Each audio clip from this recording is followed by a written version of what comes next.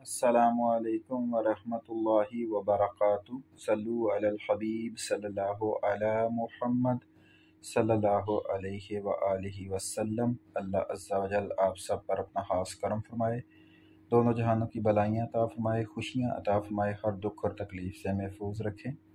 यूनान एम्बेसी की सूरत हाल से आपको आगाह कर रहे हैं। आज की सूरत हाल भी माशाअल्लाह अज़्ज़ा वजल बहुत अच्छी रही। काफ़ी तादाद में नई फ़ाइलें जमा हुईं, वीज़ा लगने की रेशो भी काफ़ी अच्छी रही। माशाअल्लाह बहुत ही अच्छे हालात हुए आज भी। कल क्या होगा अल्लाह अज़्ज़ा वजल जानता है। बहरहाल कुछ दिनों से हालात ख़राब थे, रश की वजह से इतनी ज़्यादा फ़ाइलें जमा नहीं हो रही थीं, लेकिन आज अच्छी फ़ाइलें जमा हुईं।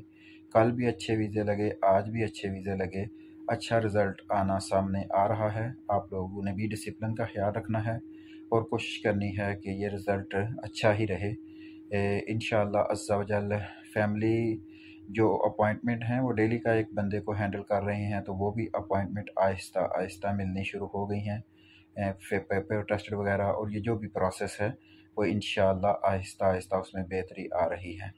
आप लोग जो है इस बारे में जो है कोशिश किया करें कि आहिस्ता आहिस्ता मामलात को लेकर चलें, जल्दबाजी ना किया करें। एजेंट हज़रात जो आपको लाखों में वीज़ा बेच रहे हैं, सारी एहतियात के साथ ये बात ज़हन में रख लें कि अगर आप की किसी से बात होती है तो ग्रीस वीज़ा रिजेक्ट होने की सूरत में आपका जो है वो वीज़ा फ़ीस, आपकी मेडिकल फ़ीस, आपकी इंश्योरेंस फ़ीस, पाकिस्तान में जो अखराजात हैं वो हैं, ये ज़ाया जाएंगे। और जो यूनान में आपने खर्चा किया हुआ है फ़ाइल जमा करवाने का, वकील की फ़ीस वगैरह, ये भी ज़ाया जाएंगे। वीज़ा रिजेक्ट होने की सूरत में, क्योंकि ये सवाल आया था कि अगर वीज़ा रिजेक्ट हो जाता है तो हमें क्या करना चाहिए। वीज़ा रिजेक्ट होने की सूरत में आपके पास अपील का ऑप्शन तो होता है, लेकिन उसका बेनिफिट नहीं है। बहुत ही कम चांसेस हैं कि आपका वीज़ा दोबारा लगे, तो इसलिए मेरे ख़्याल में अपील की तरफ जाके अपना वक़्त और पैसा बर्बाद करने की ज़रूरत नहीं है। बेहतर है कि आप दोबारा ट्राई कर लें या किसी और कंट्री की स्ट्रगल कर लें, यहाँ इन चक्करों में ना पड़ें, अपील वगैरह के चक्करों में। तो ये सवाल आया था, तो इसलिए मैंने ये आपको बता दिया है। लेकिन फिर भी अगर आप अपील करना चाहते हैं तो फिर आपका जो मालिक है, बेहतर है उसे कहें कि वो यहाँ पे ग्रीस में कोई वकील हायर करे और उसके ज़रिए अपील करे और कोशिश कर ले, देख ले। अगर आपके कम पैसों में काम हो रहा है और आपकी अपील होती है तो आप देख लें। वैसे अपील के ज़रिए वीज़ा लगने के चांसेस नज़र नहीं आते। कोई भी कंट्रीज़ जो होती हैं, अदालतें जो होती हैं, वो अपने हैं जो उनका सफारतखाना होता है उसके ख़िलाफ़ डिसीजन नहीं लेते। लेकिन फिर भी अगर आप करना चाहें तो आप कर सकते हैं। पहली बात तो ये क्लियर हो गई। दूसरी बात ये क्लियर होगी कि बहुत से लोग ये सवाल करते हैं कि भाई वीज़ा जमा करवा लें, वीज़ा मेरी भी फ़ाइल जमा हो जाए। ये जो फ़ाइल जमा होने वाली बात थी, ये पाकिस्तान की एम्बेसी में फ़ाइल जमा होनी है। पाकिस्तान की एम्बेसी में आपकी फ़ाइल तब ही जमा होगी ना जब ग्रीस से आपका वीज़ा जाएगा। तो जो पहला प्रोसेस होता है वो ग्रीस का होता है कि आप ग्रीस से जो है वो क्या किस तरीक़ेकार होगा। तो यहाँ या तो आपका कोई जानने वाला होना चाहिए या फिर आपने किसी एजेंट से वीज़ा ख़रीदा हो, या जिस तरीके से भी पहले आपका वीज़ा बाय नेम यहाँ जमा हो गया, यहाँ से ऑफ़र लेटर आपका निकलेगा, यहाँ से आपको फांसी निकलेगी, वो फ़ाइल बन के ग्रीस एम्बेसी में जाएगी, फिर अगला प्रोसेस शुरू होगा। अगर आपकी यहाँ फ़ाइल शुरू ही नहीं हुई, यहाँ से आपकी फ़ाइल पाकिस्तान गई ही नहीं है, तो फिर आपका वीज़ा नहीं लगेगा। इसलिए आप बार बार ये मैसेज कहते हैं कि मेरी फ़ाइल भी जमा करवा दें, तो ये फ़ाइलें पाकिस्तान एम्बेसी में जमा होंगी उस वक़्त जब आपकी यहाँ से फ़ाइल गई होगी।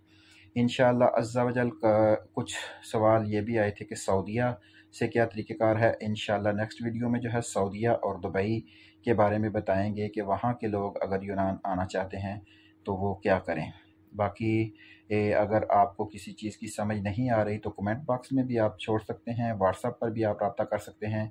किसी चीज़ की आपको समझ ना आए तो आप पूछ सकते हैं। अल्लाह अज़्ज़ा वजल से दुआ है कि अल्लाह अज़्ज़ा वजल आपको कामयाबी अता फ़रमाए। एम्बेसी के हालात अच्छे जा रहे हैं। आप लोग भी जो है इसको सोशली जो है अच्छे तरीके से लेके चलें। आप वहाँ पे कोई दंगा फसाद ना करें, वहाँ पे लड़ाई झगड़े ना करें। और दूसरा ये है कि अच्छे जाने का ये कतई मतलब नहीं है कि आप लोग अब जंटू को 50-50 लाख देना शुरू कर दें।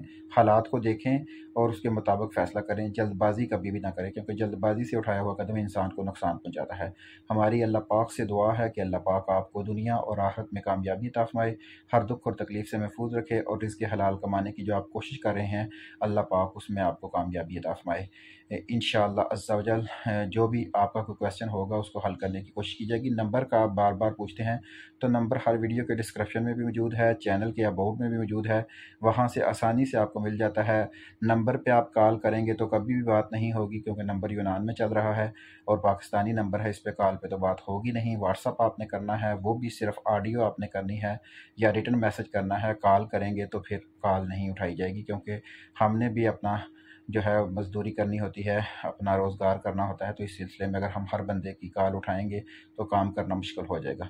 अल्लाह अज़्ज़ा वजल आपको कामयाबी अता फ़रमाए। अस्सलामु अलैकुम व रहमतुल्लाहि व बरकातुहू।